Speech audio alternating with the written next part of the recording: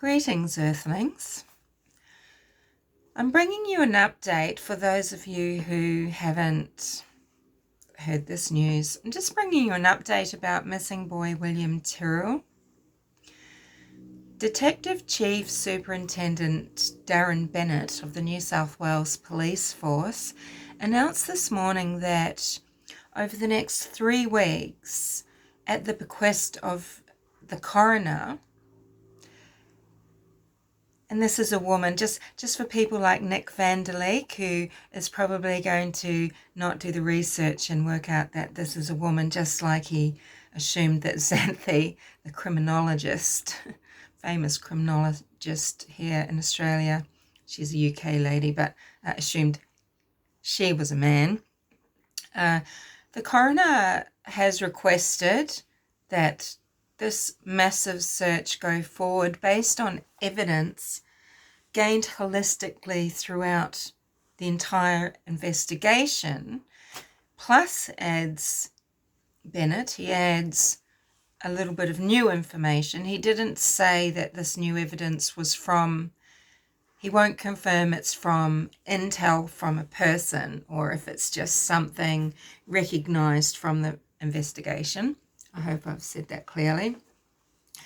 So the coroner's requested that this massive search get underway. They're using new technologies. They're going underground.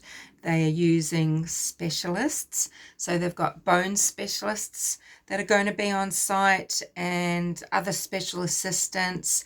And they stress that they're looking in 3 areas around Kendall that were not searched in the investigation to date. Because, of course, 7 years ago when William was first reported missing, the immediate area, I mean, it's a national forest, it's in quite an isolated mid-coast town. There was a lot of searching around the home in Benaroon Drive where William was reported missing from. Lots of people have had questions, myself included, about other areas, and we're not sure what searches were done, if any. Because maybe we could recap a little bit about the investigation and what a little bit of a batshit nightmare it's been. So there's going to be hundreds of officers and special, specialist team members up in the Kendall area. And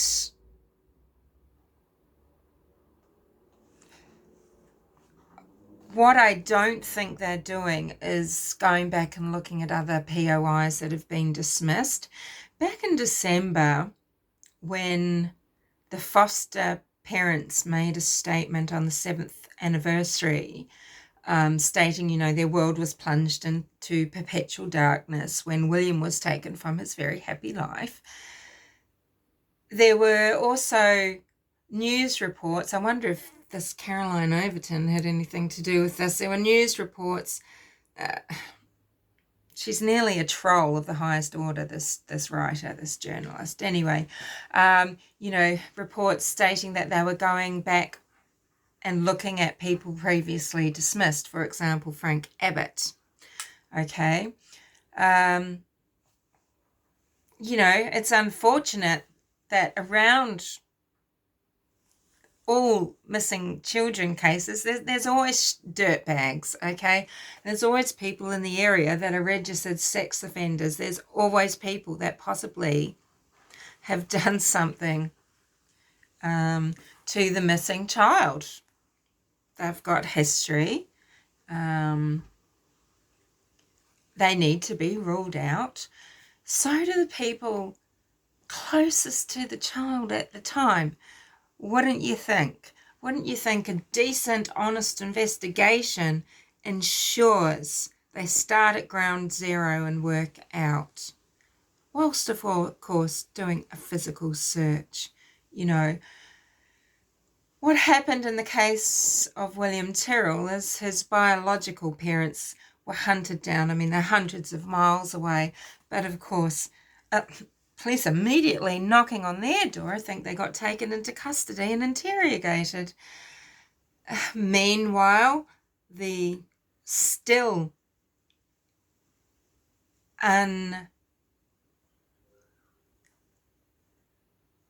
unnamed foster family, for legal reasons, the foster parents weren't interviewed officially. Witness statements were not taken. 6 days later, the foster father does a walkthrough, and that's filmed. I'm not quite sure when foster mother was officially interviewed. Not before several versions of her story came out. And it does give rise to, you don't want to have these niggling feelings, because you just want this little boy found, and he was in the care of people who weren't investigated, it seems, at the time. And just for, in public, the public interest of upholding the laws of our country and of keeping citizens safe, and knowing that we can live in a society where we can have certain freedoms, simply because when things happen, things are also going to be discovered and due process will occur, right? Anyway, so William and his sister were being fostered by these two older parents, and it seems that they were promised from the start that William and his sister were available for adoption. Now, this is not what the foster system is supposed to be about. Children get fostered out when they're in a dangerous situation. That situation is supposed to be worked upon to be repaired, because the end goal should always be that the fostered out children are returned to the bosom of their biological family, and they are getting all the support that they need so they can stay together. And the foster family were basically told that they just go through the motions. Doesn't this just sound familiar from somewhere called Bakersfield, Cal City? You know, doesn't this just sound like the story of Orrin and Orson West? So on September the 11th, a Friday, the day before they originally planned to go up to visit the foster mother's mother in a mid-coast town called Kendall, the Fosters, they leave Sydney, picking up the children early from daycare. They stop off halfway at McDonald's. So there's a pit stop. You know, they can get food. They could change nappies, have, have refreshments, go to the bathroom, etc. But soon after, was it 10 minutes, 15 minutes after, they report stopping for a little pit stop. Don't know what for or why. And then they continue on. Okay, so then that night at the foster mother's home, the foster mother who has dementia, she's an unreliable witness, they crash out to sleep. The foster father with William, the foster mother with the daughter. And morning arrives. They dress William in a Spiderman suit. You know, he wants to go and wake up Nana. There's playing on the deck. The foster father decides he's got to go into nearby Lakewood to get some better phone reception to conduct some business. And I'm sure that the Skype call that he made and everything like that was followed up. But he was gone quite a long time. And during this time, the foster mother goes inside to make a cup of tea and comes out and realises she can't hear William and can't find William. And at 10:56 a.m, calls 000 to report William missing. So you can look at my playlist on this. I talk you through the call and what I find strange about it. Now, 100% of course, the foster parents can be completely blameless, and they may have been completely cleared by the police. It's not been told that way, and there's enough question around it to wonder what the hell went on, because their timelines are all over the place, their story changes. The foster mother, when you listen to her, it's completely bonkers. Maybe it can be all explained away, and they are victims of a terrible tragedy, just as William is. And maybe that's that, okay? The people that they were asking to the house during the course of trying to help the foster mother sell it, indeed it had been sold by the time of this visit. They were there to help her pack and get things organised. They'd been inviting people to the home to do things like fix the washing machine. Why would you bother? This old lady's moving out. But, you know, the people that they were inviting to do the home and do the deck suddenly become under suspicion, don't they? And indeed, they were quite happy to lay blame on these people who had alibis. Other people somehow made it into the dead-end street on the Saturday just in time to snatch William. I guess it is possible. But anywho, what happened with the strike forces? So I know sometimes they call them task force, such as Task Force Radio, with relation to Cleo Smith, the little girl who went missing and then was rescued 18 days later in Carnarvon, Western Australia. This was a strike force. So on the 16th of September 2014, Strike Force Roseanne was set up. And initially, I mean, they're the ones that didn't interview the parents. They didn't take the witness statements properly in a timely manner. This is a great failing. It's just a great failing. Whether it has any bearing or not, who can say? But we don't know now, do we? So many strange things have happened with regards to the foster parents, some of which I talk about in my prior videos. But eventually, the first leader of this strike force was removed and Gary Judson was brought in. And Gary Judson is really a legend in his own lunchbox. And I don't mean that. No, he's a legend in Australia. He's been immortalised in TV series and things like that, right? Just like Roger Rogerson, who was a bit of a baddie in New South Wales. Gary Judson has a reputation of being just this hard and very driven person, but I think he's got a lot of soul. And I've criticised him before because of what happened. He got booted off the strike force as well, and actually in what probably was quite devastating for Mr. Judson, he lost his job in the police force.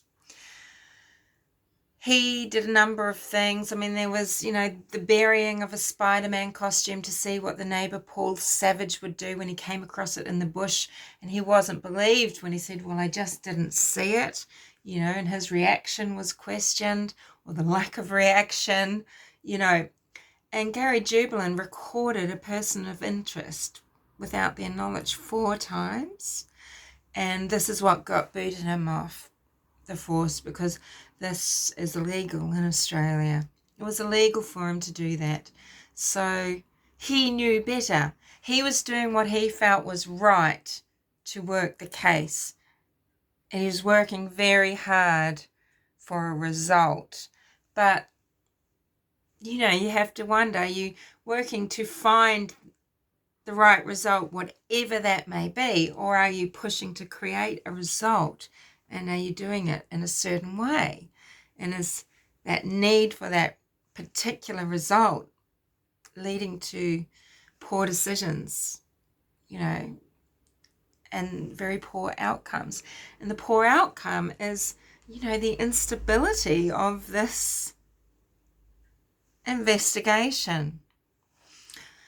So the 3 areas that are going to be searched around Kendall, well, are they going to be anywhere on the road to Lakewood?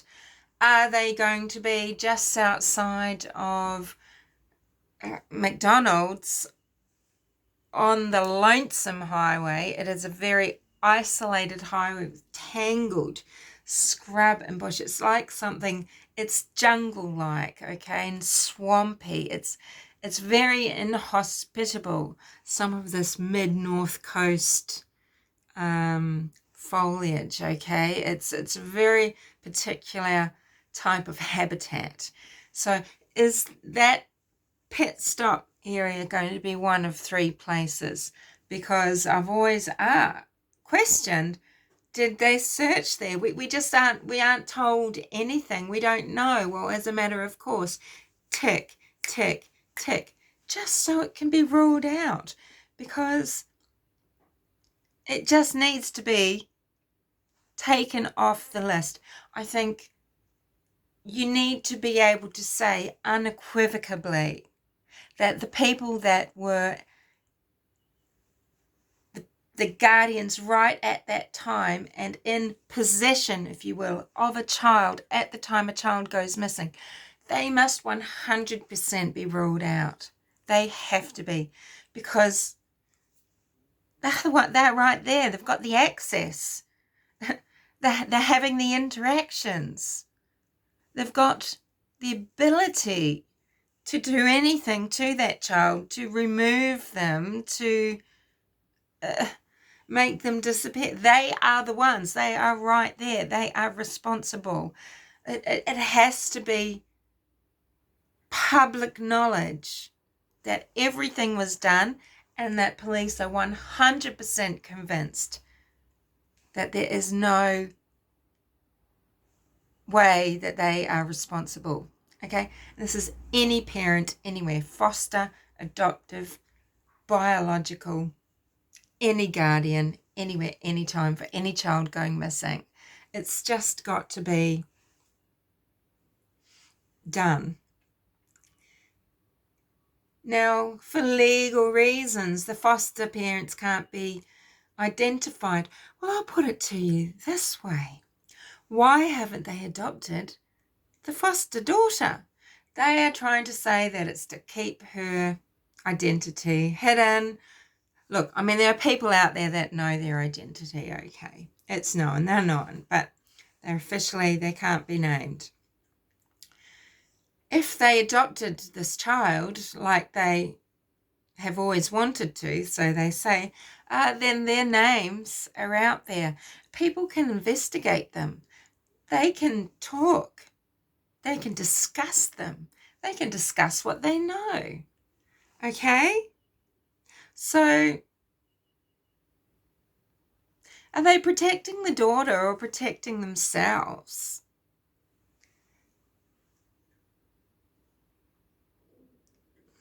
What do you think about that? I feel like they should be named. They're foster parents. They are, there needs to be inquiries into the foster system, how children are placed and how everything is monitored. And when children go missing, when they are basically wards of the state,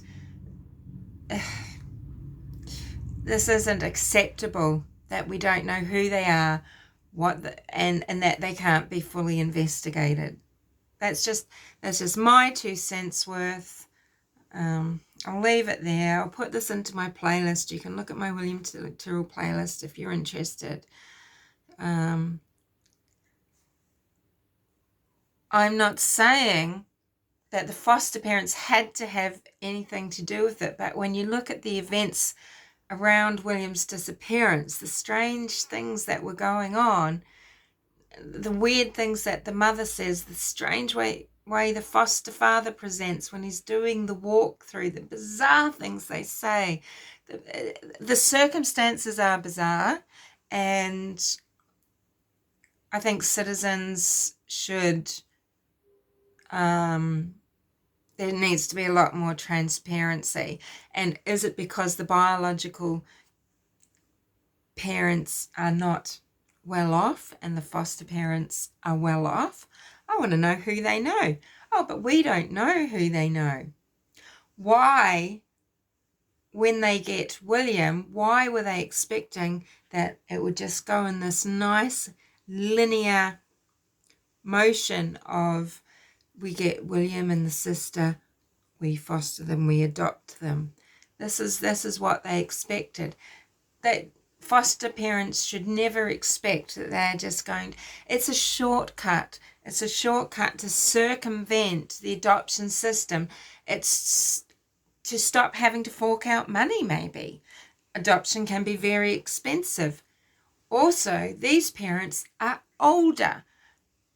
I think that they would be too old to adopt children that were, 3, 4, 5 years old, because they were well into their 40s from what I understand.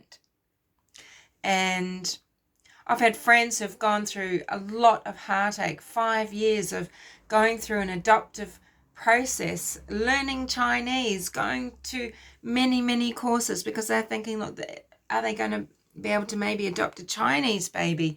It seems so hard to adopt one of these children needing parents in Australia, and then eventually they get told they're over 45 and they're too old.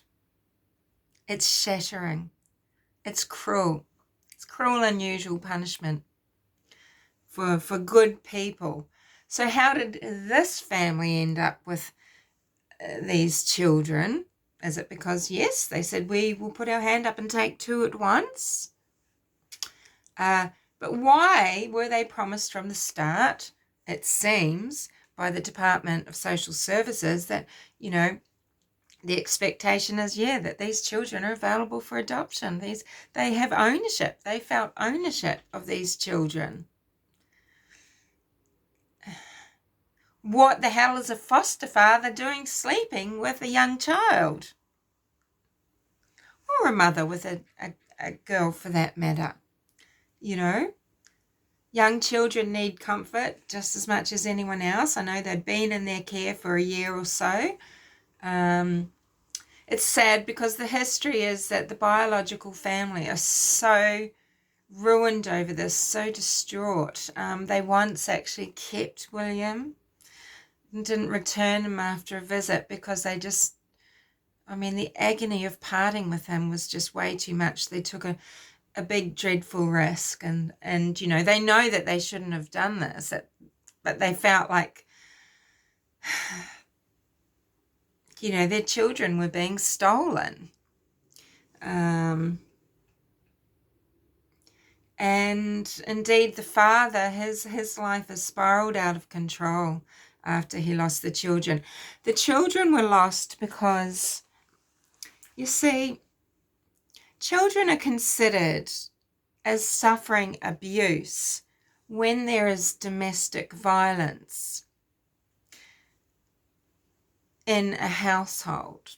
Now, the children don't need to be being abused. They don't need to be being mistreated.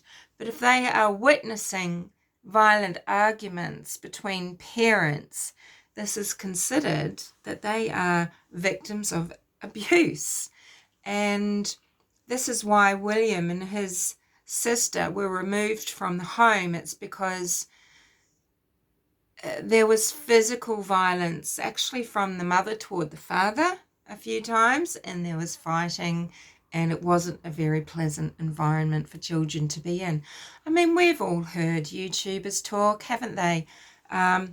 Some of them saying what perfect parents they are, and yet they've got a child in a situation where apparently they're being raped and beaten on a weekly basis.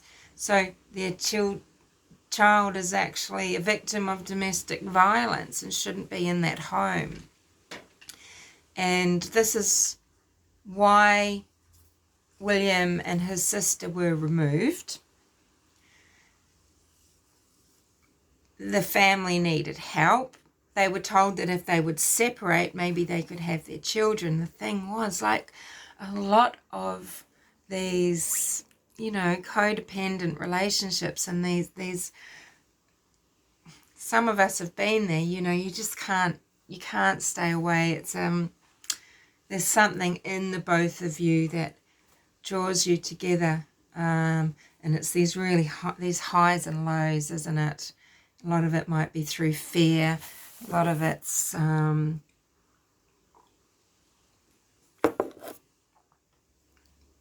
you know, through tragedy of your own, I guess. But it's very unhealthy, and this is what happened to William and his sister. But it's afterwards that the father especially has developed a serious drug addiction, and his mother has been fighting for William's rights and fighting for his son's rights, fighting for help for his son, because I think he's gotten himself in an awful lot of trouble since then, being institutionalized, and it's destroyed him.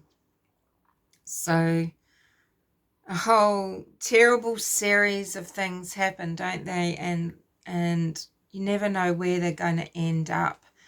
Losing your children, and then imagine the pain of then that child going missing, and then having police knocking on your door arresting you. In the course of the investigation, you were hundreds of miles away. 2 people were right there. 2 people whose stories don't add up, who tell you one thing and then tell you another, can't decide on the time, can't decide on the series of events of where they were, when they called 911, who said to call 911, were they on the deck, were they inside, they don't know if William was wearing shoes or not. Anyway, ramble, speak to you later.